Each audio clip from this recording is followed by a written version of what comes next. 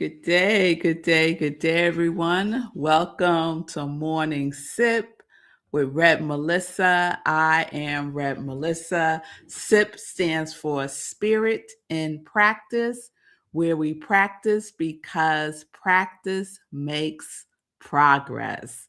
So I hope everyone is doing well. Welcome to today's show. We start a new series today.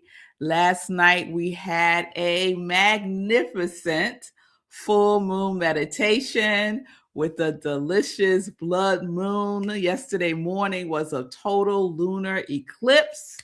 I have not seen this moon yet because it was raining and very cloudy yesterday. So today I will head out and see if I could find that beautiful moon today.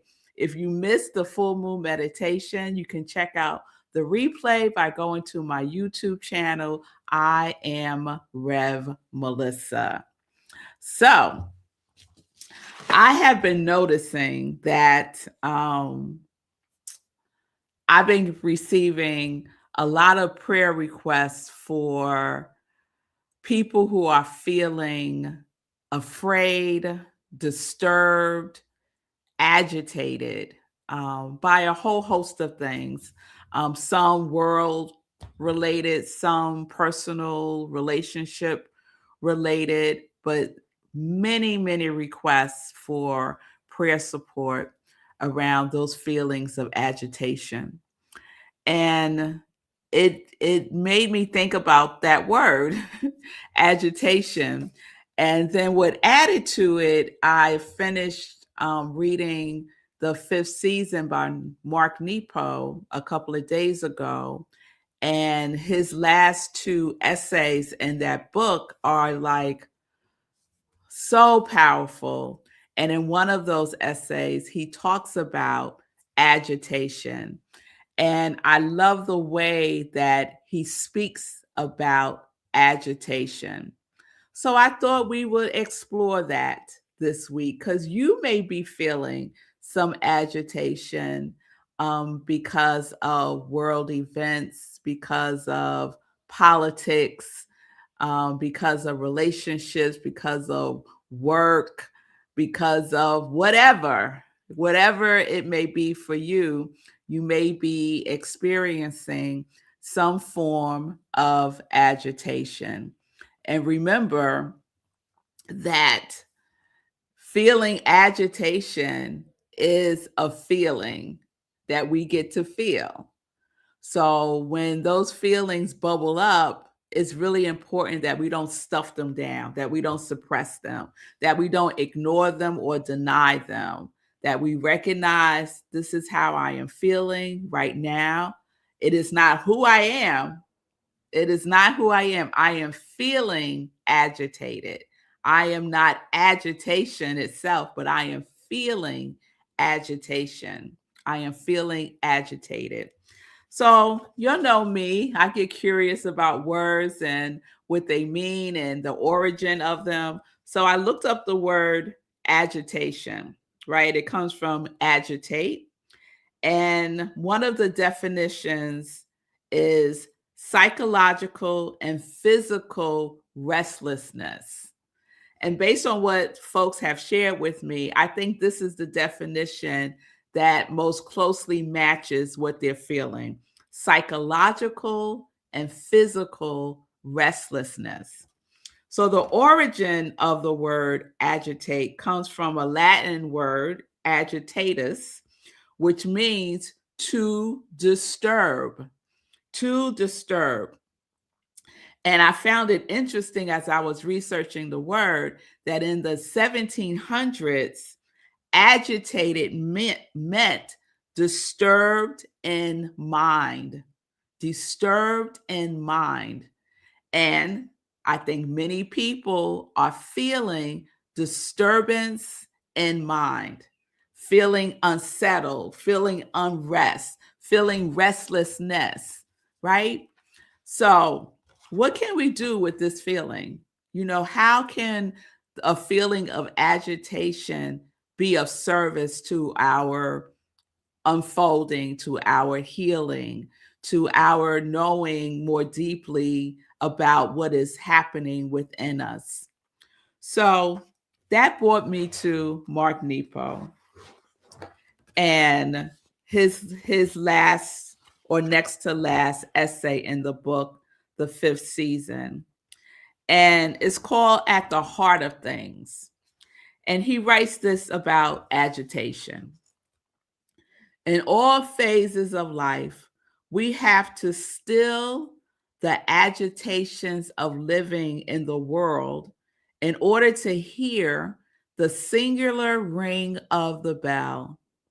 We have to manage the endless daily tasks in order to slip below them or through them into the quiet breeze of being. Hopefully, we become more adept at stilling the agitation and slipping below the break and repair that can consume us. I'm going to read that again. In all phases of life, we have to still the agitations of living in the world in order to hear the singular ring of the bell. We have to manage the endless daily tasks in order to slip below them or through them into the quiet breeze of being.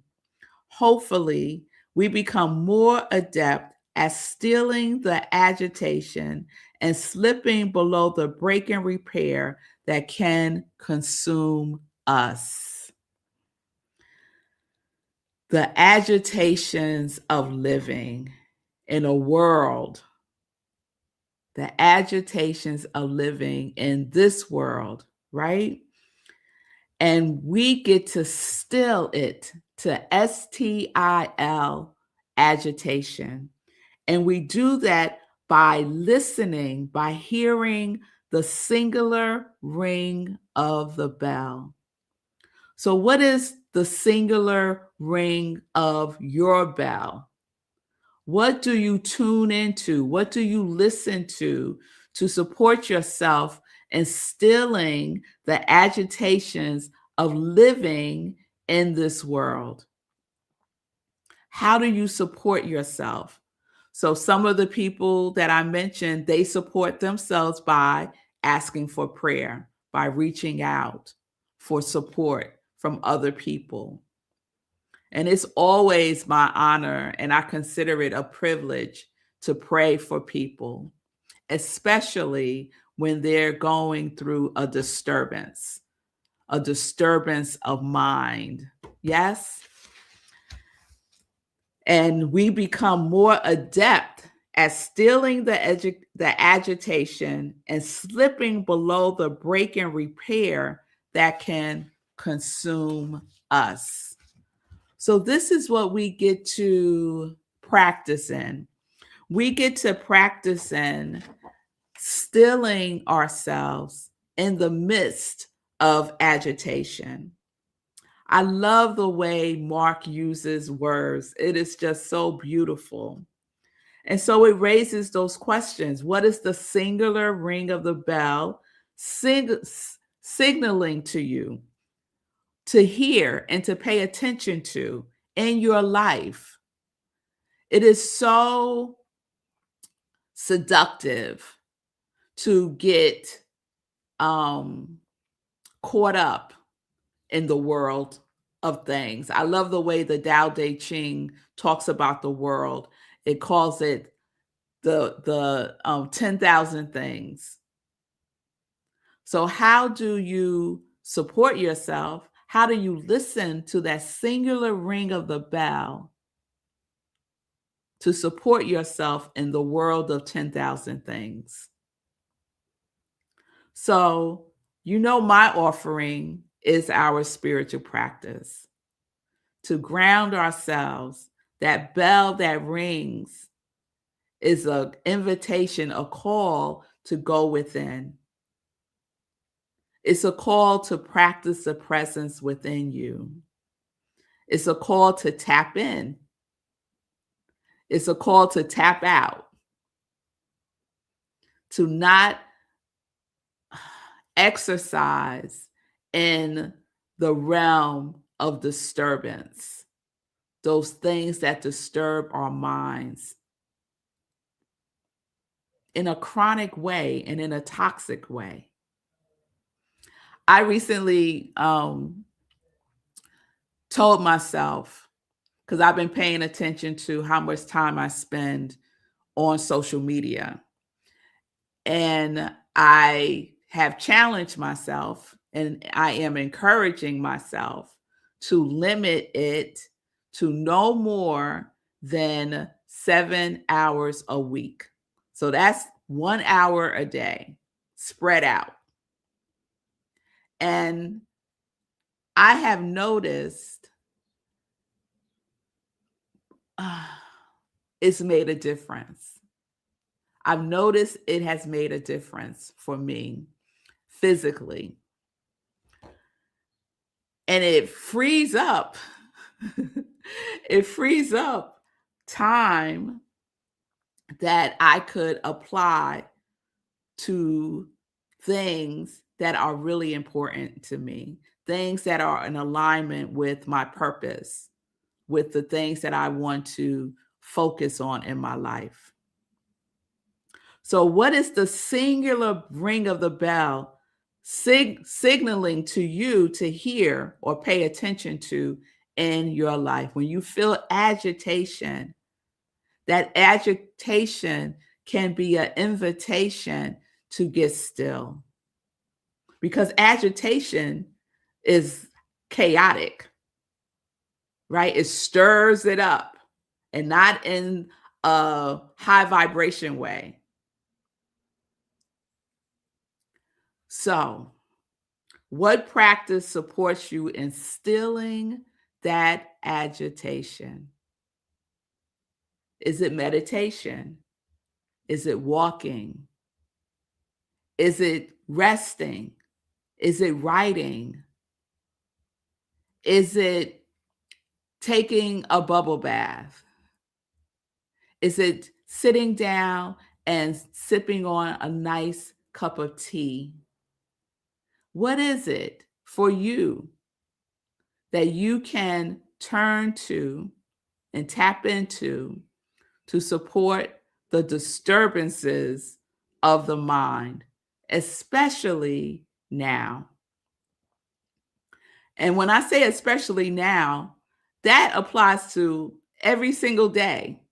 50 years ago, 100 years ago, 400 years ago, yesterday, now is wherever we are. So, what practice supports you in stilling the agitation? So, that's what we're exploring this week. So, let me check in with you all. Good day, everyone. Fee is sharing. I support that 7-hour social media cap. You might also find that it encourages you to be specific when you're on it. This is commendable. It is supporting me in that way, 100% Fee. If I go on with an agenda. It's just not going on just to see. I'm going on, as you like to say, Fee, with a strategy. Yes. And I already know the things that hook me.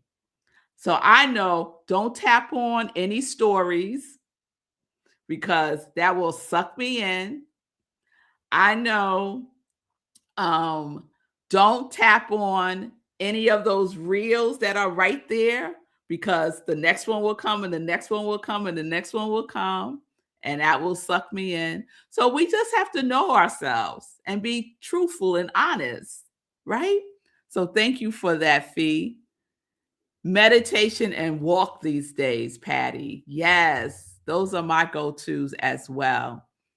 Fee is also sharing, my agitation practice is meditation, creating, exercising, and reading and dancing. Yes, I love those, Fee. I love dancing. Yes, yes, yes. Agitation lessening. Yes, Fee. simple, deep breathing, meditation, and walks. Yes, the breath is such a blessing. Oh my goodness, the breath is such a blessing. And it's always with us, right? So wherever we are, we could stop, get still, and take a couple of deep breaths. And it only takes seconds to take that sacred pause, to give ourselves that gift of a sacred pause through our breathing. Those are beautiful, everybody.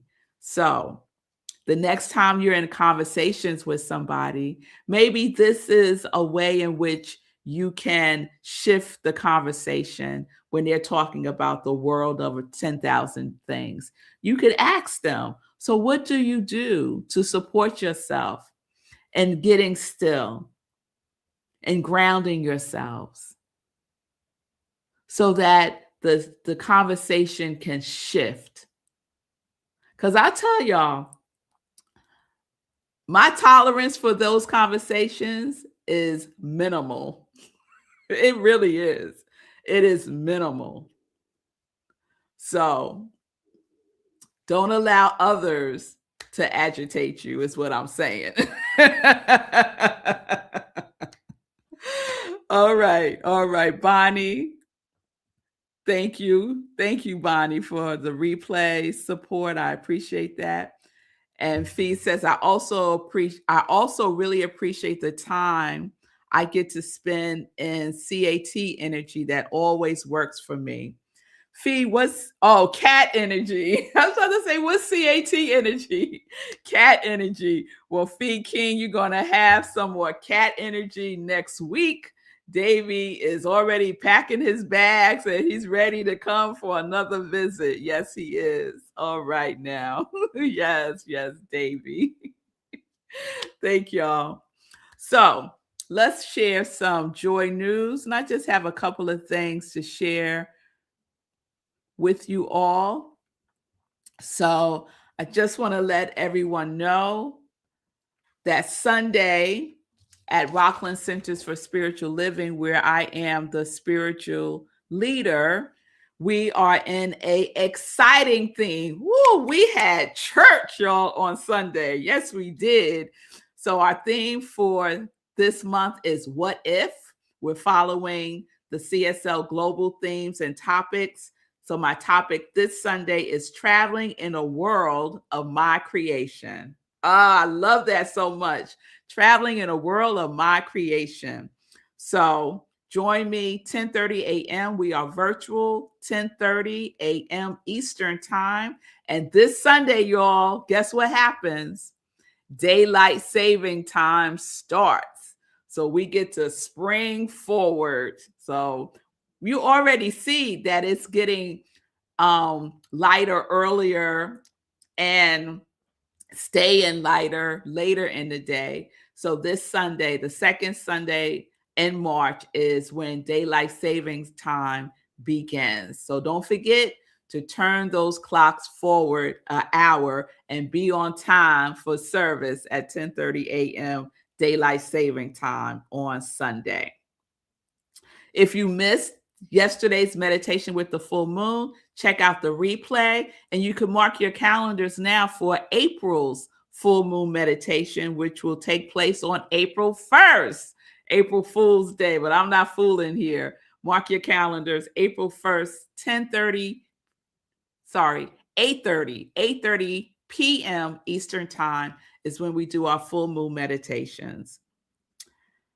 I have 2 opening slots right now for one-to-one spiritual life coaching. I am a spiritual life coach. I support people in transforming their lives, living life in purpose, planning, strategizing, all the things that you need to do to move forward and be in the vibration of your life, that good life. Yes? So you can reach out to me. You can send me an email. Send me an email at iamrevmelissa.com. iamrevmelissa.com, and we can have a free 20-minute discovery conversation so that we can see how we can work together and how I can support you. So I have 2 slots. I know they're going to fill quickly. So if you have been on the fence, get off the fence and come and get support through spiritual life coaching. All right, y'all. So I will see you all tomorrow as we continue the agitation series. And remember the 2 questions. What is the singular ring of the bell signaling to you to hear or pay attention to in your life? And what practice supports you in stilling the agitation? What practice supports you? And do the practice. It's not enough to know, oh, yeah, meditation really supports me in getting still. And then you don't meditate. Or walking really supports me in de stressing and becoming more present. And then you don't walk. So we got to do the things, y'all. We got to do the things that we know support us. Yes? All right. All right. I'll see you all tomorrow. Hey, Davon, I was thinking about you the other day, girl. It's good to see you here. Thank you, Patty, as well. Sending love to you all. So, peace and blessings, peace and justice. We are living life in joy, connected to our yes.